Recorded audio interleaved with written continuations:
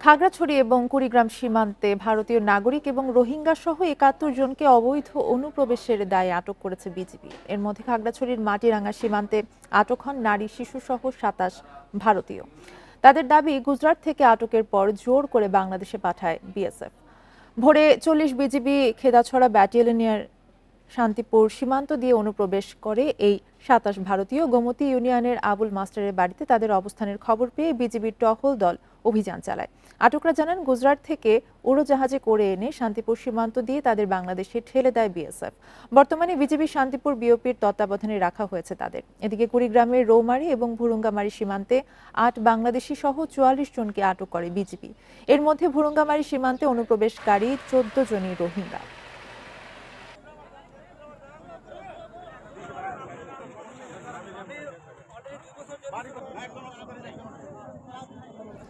আপনারা দেখছেন বিরতিহীন সংবাদ দুপুর। সংবাদে আরো যা থাকছে।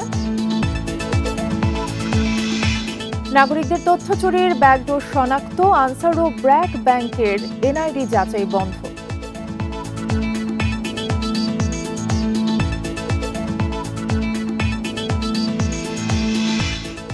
দেশের ২ শেয়ার বাজারে সকাল থেকে ব্যাপক দরপতন। ঢাকায় সূচক কমল ১০০ পয়েন্টের বেশি।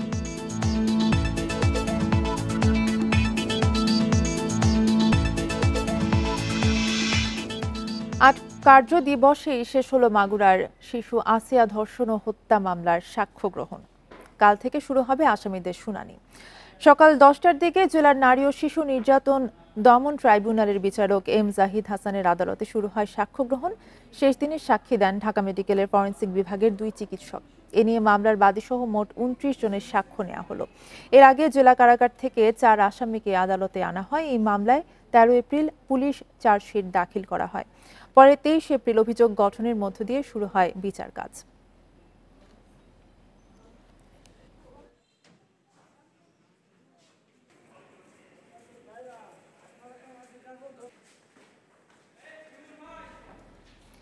ঈদুল আজহা, ঈদুল ফিতরের মতো নৌযাত্রা স্বস্তিদায়ক রাখতে সংশ্লিষ্ট কর্মকর্তাদের নির্দেশনা দিয়েছেন নৌপরিবহন উপদেষ্টা brigadier general doctor M Sakhawat Hossain. সকালে রাজধানীর কৃষিবিদ ইনস্টিটিউটে নৌ নিরাপত্তা সপ্তাহ ২০২৫ উদ্বোধনী অনুষ্ঠানে তিনি এই কথা বলেন। এবারে নৌ নিরাপত্তা সপ্তাহের প্রতিপাদ্য বিষয় দূষণমুক্ত নদী ও নিরাপদ নৌযান।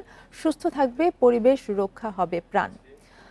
অনুষ্ঠানে নৌপরিবহন উপদেষ্টা বলেন, নদীকে বাঁচাতে হবে, নদী না বাঁচলে বাংলাদেশ বাঁচবে না। ঘাটের ইজারা দিয়ে যাতে কোনো ঝামেলা না হয় সেজন্য সংশ্লিষ্ট কর্মকর্তাদের বিশেষ নজর দেওয়ার আহ্বান জানান নৌপরিবহন উপদেষ্টা সাখাওয়াত হোসেন। নৌ সেক্টরে যাত্রী সেবা আরও কিভাবে বাড়ানো যায়, পাশাপাশি নৌযানের ফিটনেস সময় মতো পরীক্ষা নিরীক্ষা করতে সংশ্লিষ্টদের প্রতি আহ্বান জানান নৌপরিবহন উপদেষ্টা। আমাদের একত্রে কাজ করা প্রয়োজন। সাবেক আইজিপি একেএম শহীদুল হক সহ ৩ কর্মকর্তাকে একদিন করে জিজ্ঞাসাবাদের অনুমতি দিয়েছে ট্রাইব্যুনাল। জঙ্গি নাটক সাজিয়ে রাজধানীর কল্যাণপুরে ৯ তরুণ হত্যা মামলায় এই অনুমতি দিয়েছে আদালত।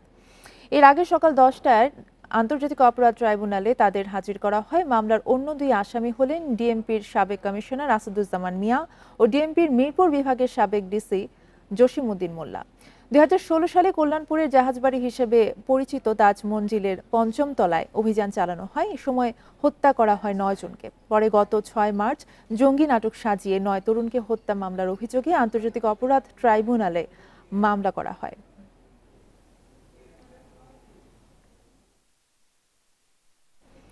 নাগরিকদের তথ্য চুরির প্রমাণ পাওয়ায় আনসার ও গ্রাম প্রতিরক্ষা বাহিনী এবং ব্র্যাক ব্যাংকের এনআইডি যাচাই সেবা বন্ধ করা হয়েছে। সকালে আগারগাঁওয়ে এক ব্রিফিংয়ে এই তথ্য জানিয়েছেন জাতীয় পরিচয়পত্র নিবন্ধন অনুবিভাগের মহাপরিচালক এস এম হুমায়ুন কবির। তিনি বলেন, এই ২টি প্রতিষ্ঠানের এনআইডি যাচাইয়ের লিঙ্কে একটি ব্যাকডোরের খোঁজ পেয়েছে ইসি। সেটি ব্যবহার করে নাগরিকদের তথ্য চুরি হতো। এ বিষয়ে একটি তদন্ত কমিটি গঠন করা হয়েছে। এর আগে স্বাস্থ্য অধিদপ্তর সহ ৫ প্রতিষ্ঠানের বিরুদ্ধে এমন অভিযোগ পাওয়ায় তাদের সেবা কার্যক্রম বন্ধ করে জাতীয় পরিচয় নিবন্ধন অনুবিভাগ। এর আগে ১২ কোটিরও বেশি ভোটারের তথ্য ফাঁসের ঘটনায় আইসিটি মন্ত্রণালয়ের সাথে চুক্তি বাতিল করে ইসি।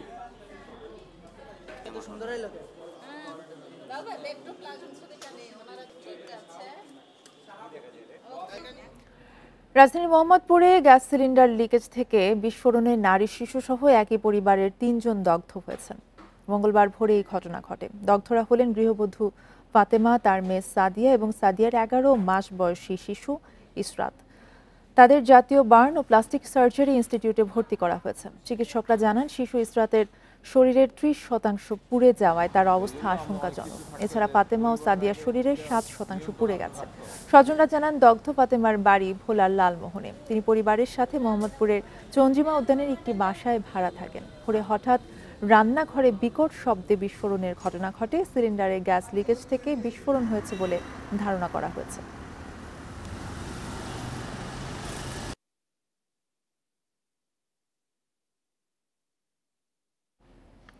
ঢাকা সিলেট মহাসড়ক 6 লেনে উন্নয়ন কাজে ধীরগতির কারণে ভোগান্তিতে পড়েছেন এই রুটের যাত্রীরা। নেতিবাচক প্রভাব পড়েছে পণ্য পরিবহন ও ব্যবসা বাণিজ্যে।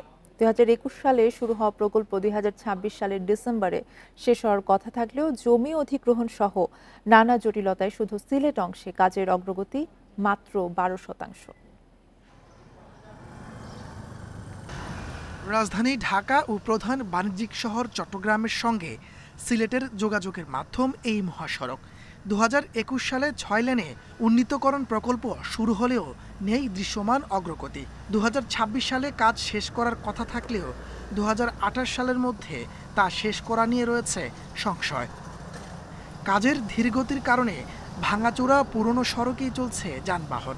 এ পথে গন্তব্যে পৌঁছাতে বাড়তি সময় লাগছে 4 থেকে 5 ঘন্টা পর্যন্ত। ট্রিপ নিয়ে আসার পথে আমরা অনেক দীর্ঘ সময় লাগে, তখন আমরা এই যে গাড়ির যে টাইমগুলো আছে টাইমগুলো কভার করা যায় না। মালের জন্য সিলেট যাইতে হয়, রাস্তার অবস্থা একবারে বেহাল অবস্থা। এখানে ওরা কাজ করে, বাট কাজটা কিন্তু কাজের মতো হচ্ছে না, একদম স্লোলি কাজ চলতেছে। মহাসড়কটি এশিয়ান হাইওয়ে এবং সার্ক হাইওয়ে করিডোরের গুরুত্বপূর্ণ অংশ। বাণিজ্যিক গুরুত্বপূর্ণ বিবেচনায় দ্রুত কাজ শেষ করার দাবি ব্যবসায়ীদের। ব্যবসায়ী তার নির্দিষ্ট মাল নির্দিষ্ট সময়ে তার মালটা পুষতে পারে না, রাস্তাঘাটের অনুন্নত যোগাযোগ ব্যবস্থার কারণে। প্রকল্প সংশ্লিষ্টরা বলছেন, ভূমি অধিগ্রহণ সব জটিলতা নিরসন করে কাজের অগ্রগতি বাড়ানোর চেষ্টা চলছে, যা দ্রুত দৃশ্যমান হবে বলে আশা তাদের। যে ভূমি অধিগ্রহণ নিয়ে একটু জটিলতা ছিল, বাট নতুন জেলা প্রশাসক আসার পরে উনি নিজের সাইট ভিজিট করে আমাদেরকে যে ফাঁকা জায়গাগুলো আছে, যেসব জায়গায় কোনো স্থাপনা নেই, সেসব জায়গাগুলো আমাদেরকে বুঝিয়ে দিয়েছেন। সিলেট তামাবিল অংশে আমাদের নিজস্ব ভূমি আছে বেশ কিছু অংশে, তো সেই সমস্ত জায়গা থেকে তারা কাজ করতে পারবে। তো আপনারা আশা করি আগামী 6 মাসের মাঝে খুব ভালো একটা অগ্রগতি দেখতে পাবেন। 209 কিলোমিটার মহাসড়কটি উন্নয়নে খরচ হচ্ছে 30,000 কোটি টাকা। এর 75 ভাগ যোগান দিচ্ছে এডিবি। Independent news. মেহেরপুরের গাংনীতে চলন্ত ট্রাকের পেছনে যাত্রীবাহী মাইক্রোবাসের ধাক্কায় চালক সহ অন্তত 3 যাত্রী নিহত হয়েছে। এই ঘটনায় আহত হয়েছে আরও 3 জন। হতাহতরা সবাই মাইক্রোবাসের যাত্রী। মঙ্গলবার রাতে গাংনী হাসপাতাল থেকে রোগী নিয়ে কুষ্টিয়া যাওয়ার পথে এই দুর্ঘটনা ঘটে। পুলিশ ও স্থানীয়রা জানিয়েছে, অসুস্থ দাদি এবং পরিবারের সদস্যদের নিয়ে কুষ্টিয়া মেডিকেল কলেজ হাসপাতালে যাচ্ছিলেন শাহিন হোসেন। পথে শুকুরকান্দি এলাকায় চলন্ত ট্রাকের পেছনে ধাক্কা দেয় তাদের মাইক্রোবাস। এতে চালক সহ 6 যাত্রী আহত হয়। তাদেরকে উদ্ধার করে স্থানীয়রা কুষ্টিয়া মেডিকেল কলেজ হাসপাতালে নিয়ে গেলে চিকিৎসক এক নারীকে মৃত ঘোষণা করেন। পরে চিকিৎসাধীন অবস্থায় মারা যান মাইক্রোবাস চালক জামাল উদ্দিন। এছাড়া রাজশাহী মেডিকেলে নেওয়ার পথে মারা যান শাহিন। অন্য আহতদের কুষ্টিয়া মেডিকেল কলেজ হাসপাতালে চিকিৎসা দেওয়া হচ্ছে।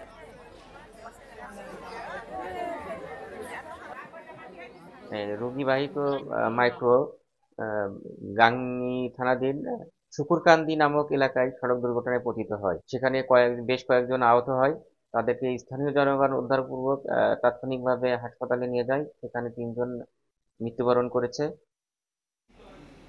ঢাকা মাওয়া এক্সপ্রেসওয়ের ছাদ উড়ে যাওয়ার পরেও যাত্রী নিয়ে বাস চালানোর ঘটনায় অভিযুক্ত চালককে গ্রেফতার করা হয়েছে। রাতে দক্ষিণ কেরানীগঞ্জ থেকে তাকে গ্রেফতার করা হয়।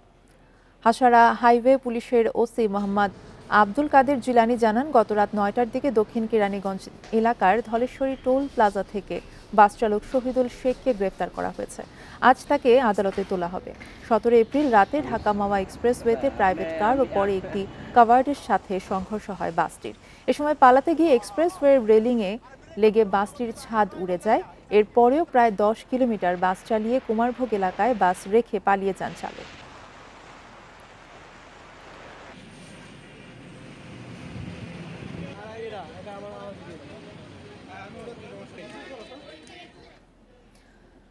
দক্ষিণ এশিয়ায় কার্প জাতীয় মাছের একমাত্র প্রাকৃতিক প্রজনন কেন্দ্র চট্টগ্রামের হালদায় ডিম সংগ্রহের সব প্রস্তুতি শেষ।